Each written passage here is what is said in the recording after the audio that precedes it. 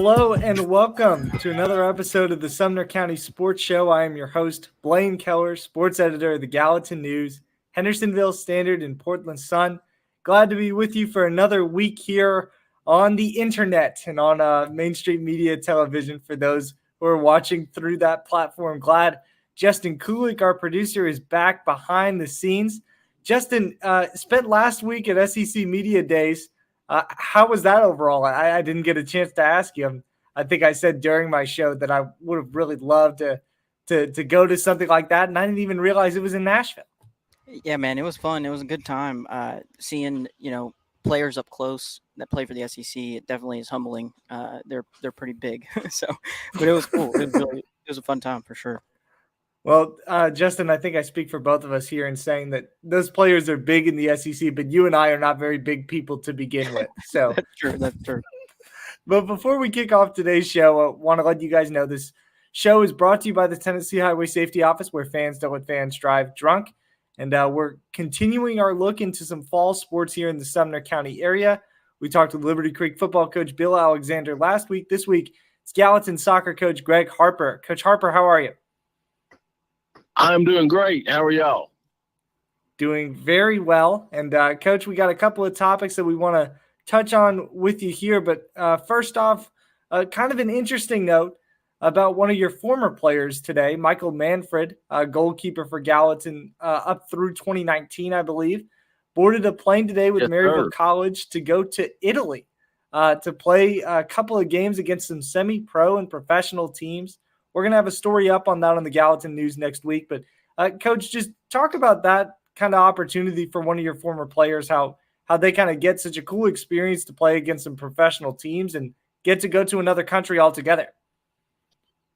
Right. I mean, Michael, first of all, was a tremendous person and a tremendous goalkeeper. He went to play at Maryville College, which is coached by Pepe Fernandez, who was my goalkeeper coach in college. That's one of the cool things with going to that school. And Pepe takes, I think it's, if I'm not mistaken, I think it's like every 2 to 3 years, he takes a team to Europe, some part of Europe. And they, I think it's like a 7-day stay. They play these local teams, pro teams. I mean, it's just everybody. We've had other alumni from here play for Pepe, and they've got to experience that trip. And every one of them come back. It's awesome, and they love it. Thanks for introducing us to Pepe and Maryville College. We have kind of a pipeline per se there. We also have Sierra Lee on the women's team. So yeah, I mean, it's a great school, great academics, and then their program is an awesome program. It's ran like a Division I program, but it's Division III. And every kid we've sent there just absolutely loves it. But yeah, their trip to overseas to play that competition, I mean, that's like a lifetime memory. So it's awesome. And what Pepe does, he does a great job at Maryville College. Coach, you mentioned it there, how Pepe mentored you while you were at Chattanooga as a goalkeeper there. And then you kind of get that opportunity to run that pipeline through other goalkeepers at Gallatin or other players altogether. Just how cool of an experience is that? And maybe what kind of information do you give your players about Pepe whenever they're considering Maryville? Well, yeah, true on all that. I mean, the reason I do what I do is to actually give back. I mean, I love coaching. I love all aspects of the coaching. And yeah, we just, I mean,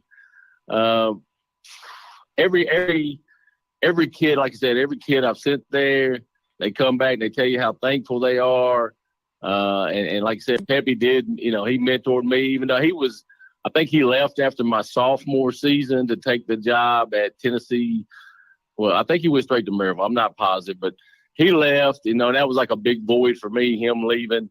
But we've remained close all these years. We take the high school team up to Knoxville, Bearden in the fall and the spring. So I get to see a bunch of old friends from East Tennessee while I was in college that I made friends with. it's just an awesome experience. And, Pepe, I tell the players, if you enjoyed playing for me well, excuse me while this goes off, but you're gonna have the similar experience with Pepe, same kind of personality, same expectations. He will love on you, but he will also correct you when you need correcting. And so, I kind of learned, as a player coming up through high school, college, and some after college, it's like anything else. You take the things that you think are really good from each person that may have guided you, coached you, however you want to look at it, and you try to implement them in yours, and then add your personality, to kind of finish off what kind of coach you are. Even though every year after year you do have to adjust. I mean, I started actually coaching Gallatin U19. I started a U19 team way back in '89, so I'm really old. But definitely different. Every decade, it's like a different type kid you're dealing with, whether it be, now you're in the age of social media and all that. So it's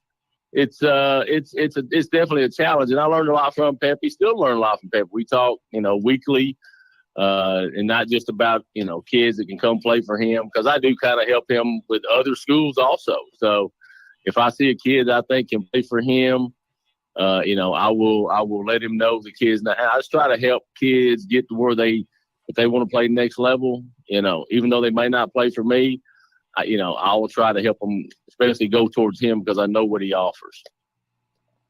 Hey, Coach, the school bell that went off in the middle of your answer, there's kind of a good segue into this next segment where we're talking about the school year. Yeah, that's coming up here and starting off.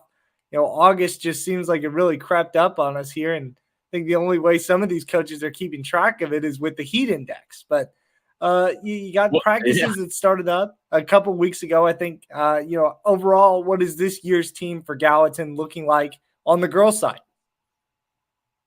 Right. Yeah. I mean, school, you're exactly right. July was like, I don't even know if it was 10 days. It feels like it was 5. And we got another school announcement. There it is again. Yeah. Yeah. But, it's hard to say. Like I try to tell the girls, coming off an historical year for Gallatin High School girls soccer, going to the state tournament first time in history, beating Hendersonville in the playoffs, first time in our history. Just an awesome year. But like I told them, I said, that was last year. This is a new team. Every year's a different team. And you got to focus. We got back from team camp, had a really good team camp at Western Kentucky. We actually wound up winning the team competition. We actually beat Bowling Green in the finals, and then we opened up with Bowling Green the first week, August 15th. So, yeah, so far so good, I would say. We sure got a lot of areas to improve on, that's for sure. But I do like our work ethic and our attitude and our chemistry. But the challenge is we won't have Olivia Strong probably this year. She tore her ACL in December, and she's one of the better players I've ever seen. So that does hurt. But, like I told others, it's an opportunity for somebody else to step in and help us out, help the team out. Just to mention, our goalkeeper, Bailey Kingery, she's a returning All-State senior. Emerson Cooper, we have we have a nucleus, but we also got to replace those seniors that we lost last year, because their leadership and their on field play, was kind of got us there. It wasn't like we overwhelmed. Our record last year wound up being 12-11. So we got hot at the right time. But I keep telling them that was last year. Let's move forward. But so far, team camp, practicing after team camp, everything, we're working to improve. Probably not as fast as I want to improve, but like I tell them, you be coachable and you work hard, and we will have a successful season, whatever that may be. Coach, you mentioned that record that you guys had, and it was a little bit of a surprise getting to where you ended up. Of course, you talk about beating Hendersonville for the first time and then having to go up against a very, very strong Nolensville team in that sectional round to reach Chattanooga. I know you mentioned there not wanting to dwell too much on the great success that Gallatin had last year, but how did you do what you guys were able to, and in what ways can you kind of apply that to this year's team? Well, yeah, I mean, interesting story about last year. We played Nolensville earlier in the season at their place on their grass field, which is a small field compared to ours. And they handled us. It was a good game, but it wound up last 10 minutes kind of getting out of hand. It went from a 2-1 game to a 4-1 game with us trying to push up and equalize. You know, it was just it was weird. I was walking out of there. I looked at my assistant coach and I said, you know, don't be surprised if we don't see this team again. And I don't know why. Don't know why I thought it. I just thought, I don't know. I got a feeling that we're going to be back here at some point. You know, and then sure enough, we play them on their turf field, which was bigger, which helped us with our speed. And I give all credit. I don't think it's anything I do. I think it's just that team was kind of determined. You could tell going in the district tournament, they had a different we'd seen success during the year. We'd also seen failure. We played Bearden, number one team in the nation last year. Probably maybe the best girls soccer team I've ever seen, high school soccer team. I mean, unbelievable talent. And their coach does a great job with them. And they beat us like 7-0. And that was midway through the season. But, you know, and I told the girls, I said, we don't have to beat them to get to the state tournament. So keep that in your brain. We got to focus on district. And our chemistry and our seniors last year just kept improving. And you can see they were hungry to do something. We had success starting in 2019 going to the sectional. And we've been to the sectional 3 out of 4 years, having to play teams like Brentwood and Ravenwood, who wound up winning the state tournament.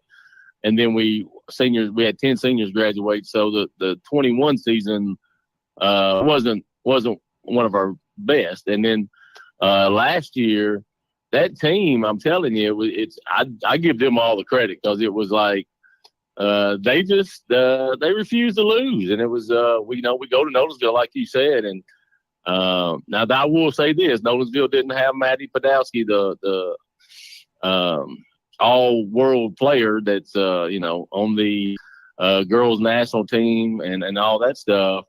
But they had everybody else, and we wound up pulling that out 3-1. And it's just awesome, my best. What makes me happy is what makes my girls happy. So that was an awesome moment. But yeah, I think the credit should go to those girls. Everybody on that team, everybody on AV, they just worked, and then they got to the point where you're at playing Hendersonville, and you lose and go home, or win and you go on, and they found a way to win, and then wind up going to Chattanooga, which was absolutely amazing and fun, and at the same time you get down there and you feel like we should have won the first round game. I mean, I thought we pretty much dominated the game, outshot the other teams, a real good Siegel team, out 16-5. And they wound up pulling out, give them credit. They did what they needed to do. So it was bittersweet, but most of it was really sweet. We had a large time, and those girls will have that memory forever. One more, we'll get you out of here, Coach. I know you have an in-service to get to, but you talked. Well, I would like to talk to you for about 4 more hours. Well, it's always fun talking. It's not fun. Talk a little bit about maybe a couple of games, and you talked about a couple of players there that are coming back that are going to be big pieces to this year's team, and as they attempt to return to that state tournament. But what are some big games and maybe some other players that are going to be some key cogs to Gallatin's success? Yeah, let's go start with the players first. I did mention our goalkeeper, Bailey Kingery, and the girl who holds the midfield together, who has absolutely improved over the last year since we left Chattanooga. in October is Darla Shenton. She's really, really upped her game and had a great team camp. We also added Addison Huddleston is coming back to us from Liberty Creek. And like Emerson Cooper, who right now is out with an injury, but should be back. Maybe the first of the season. Just up to what the doctor says, but it's looking good for her. And then we have a bunch of young players. I mean, a lot of sophomores that are going to have to step up to make us, be where we want to be. And we have a very, very tough schedule. I make it tough in the non-district so that when we get to the district, in the district playoffs, and if we're lucky enough to go to region or whatever, we've seen the best of the best, so nothing is a surprise, and it kind of tells me where we're at early. But like I said, we open up with a really good Bowling Green team, and then a rematch with Siegel on the 22nd here. And I'm looking at my schedule right now, and then we go to Bearden in September, the first weekend of September, Labor Day weekend. Don't know my opponents yet. I don't know if we'll play them again, or he's got a bunch of teams coming in that are really good this year. So we'll have to wait and see on that. But I got the likes of BGA, Independence, and then our district. And our district is going to be tough. I mean, it's Beach, Mount Juliet, Hendersonville's always good. Devin does a great job there. We got Green Hill. I know they're an up-and-coming team. So, yeah, our schedule is kind of, we start off with CPA next Tuesday in a scrimmage, my buddy Tom Gurley. And then we have Franklin the following Monday. So, yeah, I mean, it's we're going to see where we're at real quick and then what we need to work on and try to get better at. But to point at one or two games, I can't point at one or two, but I can point at a bunch of them. So it's a loaded schedule. And like I told the girls, I said, everything until we get to district is basically, of course, we don't want to lose any games, but, it's about playing really good teams and trying to improve. I've never been a record guy.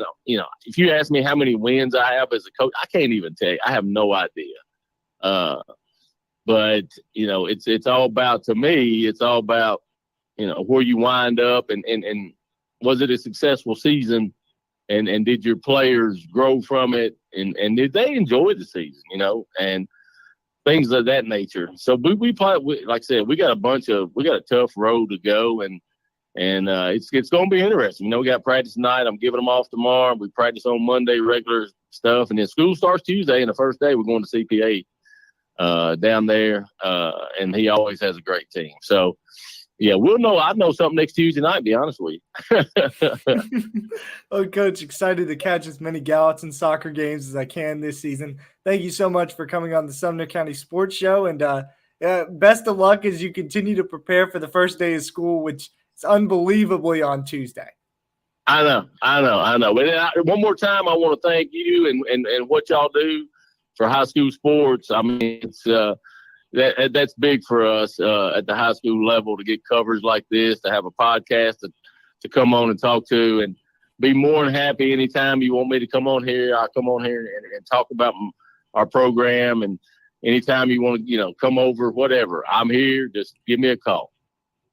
Looking forward to it, Coach. Thank you so much. And we're going to take a quick break here on the Sumner County Sports Show. When we come back, going to give you some Sumner County storylines. There's so much happening in the area right now, and a lot more to come, so stay tuned.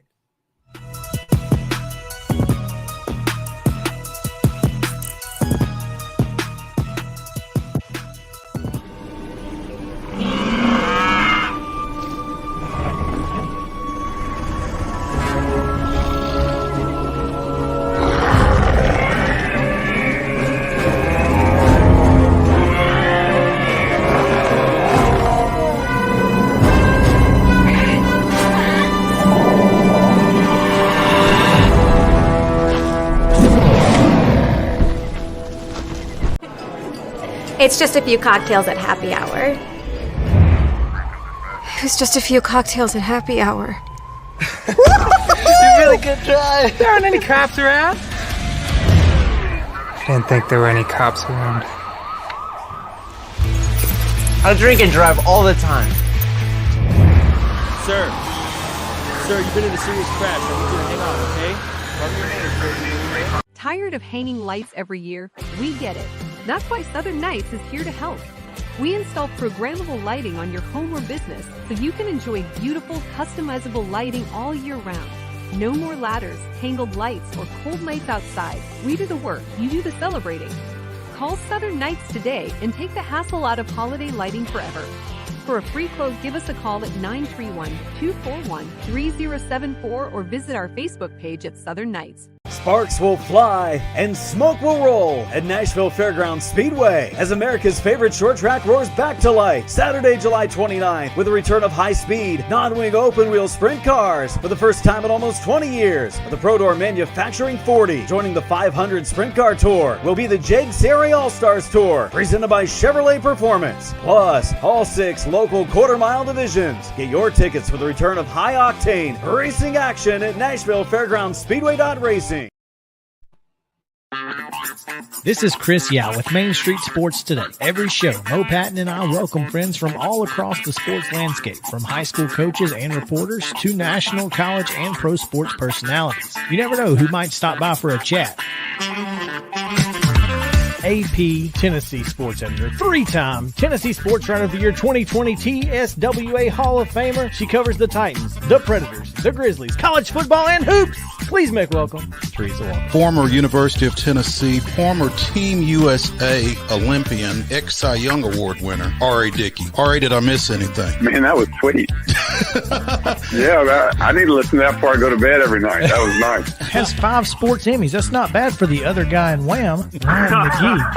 The other guy in Wham married the best looking girl Bananarama, so the other guy in Wham had a pretty good life. From preps to pros, we're taking on the sports topics you care about. Tune in across Main Street Media social platforms at 2 p.m. or on demand on your podcast distribution platform of choice.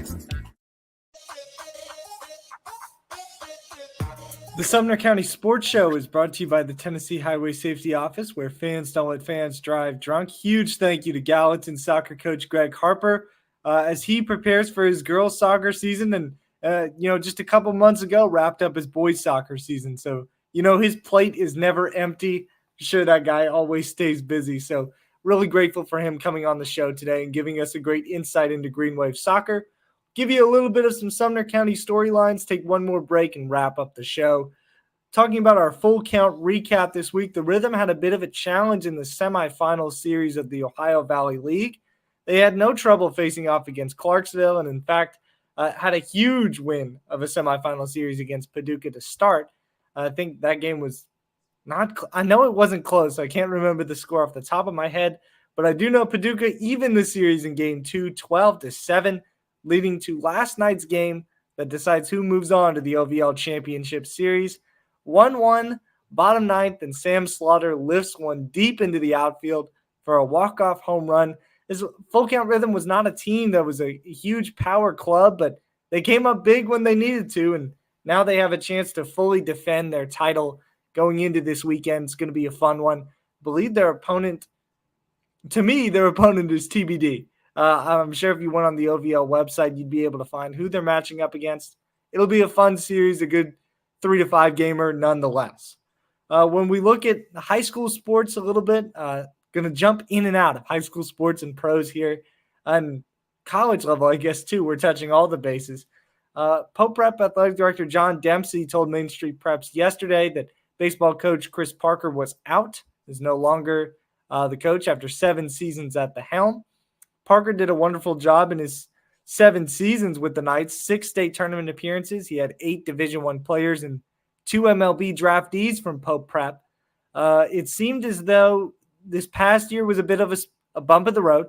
9-21 was their record, 4-14 in the middle region. For the first time, they failed to make the state tournament under Parker.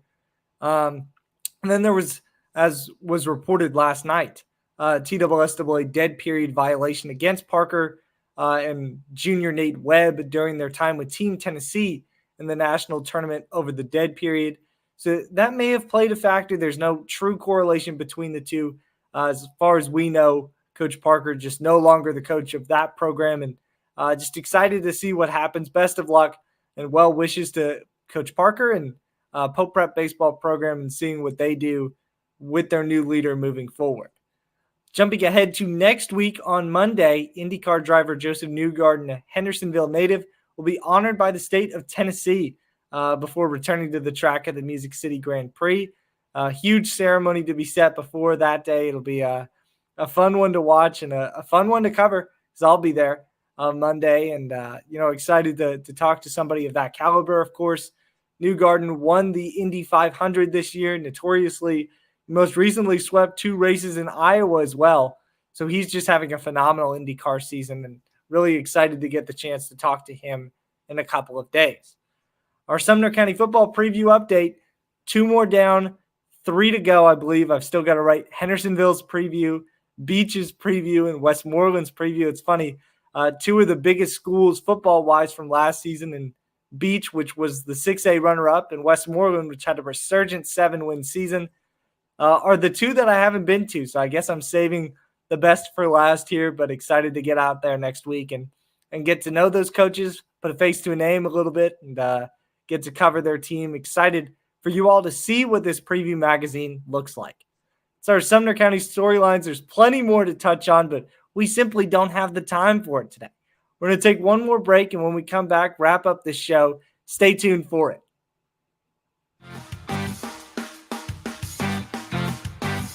Tired of hanging lights every year? We get it. That's why Southern Nights is here to help. We install programmable lighting on your home or business so you can enjoy beautiful, customizable lighting all year round. No more ladders, tangled lights, or cold nights outside. We do the work, you do the celebrating. Call Southern Nights today and take the hassle out of holiday lighting forever. For a free quote, give us a call at 931-241-3074 or visit our Facebook page at Southern Nights. It's just a few cocktails at happy hour.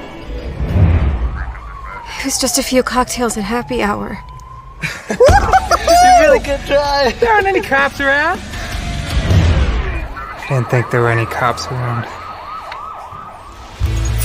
I drink and drive all the time. Sir, you've been in a serious crash. I need you to hang on, okay?